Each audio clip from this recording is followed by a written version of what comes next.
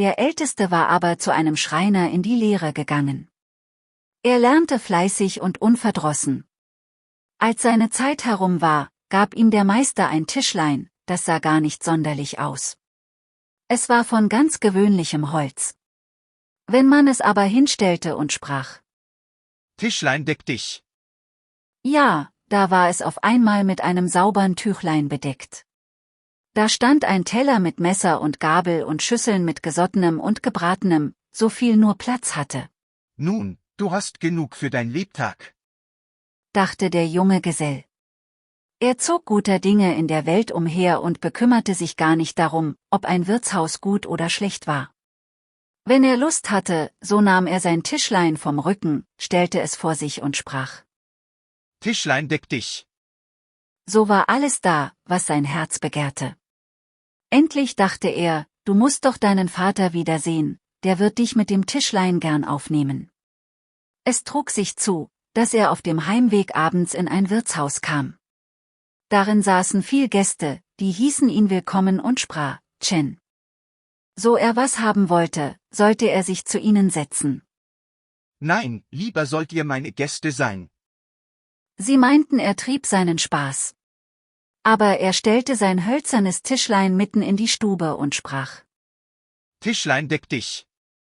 Da war es alsbald mit Speisen besetzt, die der Wirt gar nicht hätte herbeischaffen können.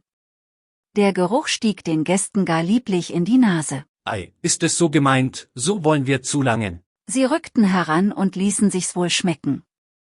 Denn wenn eine Schüssel abgenommen war, stellte sich eine andere von selbst an den leeren Platz. So waren sie mit dem Gesellen guter Dinge. Der Wirt aber stand in einer Ecke und sah zu und wusste nicht, was er davon denken sollte.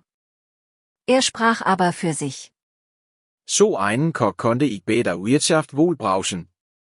Als es spät ward, legten sich die Gäste nacheinander schlafen. Auch der junge Gesell war zu Bett gegangen und hatte sein Wünschtischlein in eine Ecke gestellt. Um Mitternacht aber machte sich der Wirt auf. Denn die Gedanken ließen ihm keine Ruhe. Er ging in seine Rumpelkammer und holte ein altes Tischlein, das gerade so aussah, wie das Tischlein deck dich. Dieses stellte er in die Ecke und vertauschte es mit dem Guten. Am andern Morgen zahlte der Geselle das Schlafgeld und nahm sein Tischlein aus der Ecke mit. Er dachte gar nicht, dass er ein falsches hätte und ging seiner Wege. Zu Mittag kam er bei seinem Vater an. Der freute sich von Herzen, als er ihn wiedersah und sprach: Nun, mein Sohn, was hast du gelernt? Vater, ich bin ein Schreiner geworden. Was hast du mitgebracht? Vater, das Beste, was ich mitgebracht habe, ist das Tischlein da. Der Schneider sah es an und sah, dass es ein altes, schlechtes Tischlein war. Aber der Sohn sprach: Vater, es ist ein Tischlein, deck dich. Ladet nur alle Verwandten ein, damit sie sich erquicken und erlaben können. Denn das Tischlein macht sie alle satt. Als nun alle Verwandten beisammen waren, stellte der Geselle sein Tischlein mitten in die Stube. Er sprach: Tischlein, deck dich. Aber es ließ sich nichts sehen und es blieb so leer, wie ein anderer Tisch auch, der die Sprache nicht versteht. Da sah der Sohn wohl, dass es ihm gestohlen war. Er schämte sich, dass er wie ein Lügner da stand, und die Verwandten gingen ungetrunken und ungegessen wieder heim. Der Vater aber musste fortschneidern und der Sohn bei einem Meister in die Arbeit gehen.